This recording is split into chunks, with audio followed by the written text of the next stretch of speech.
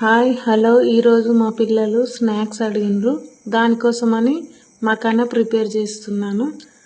2 spoons నెయ్యి తీసుకోవాలి. First కొంచెం కారం, ఉప్పు, పసుపు,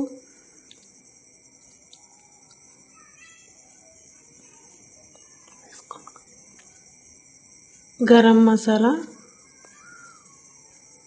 కొంచెం వేగాక మకానా వేసుకొని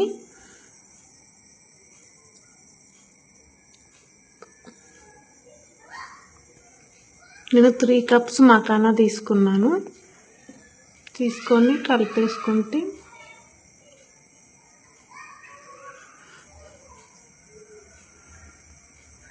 అంతే, మకానా రెడీ.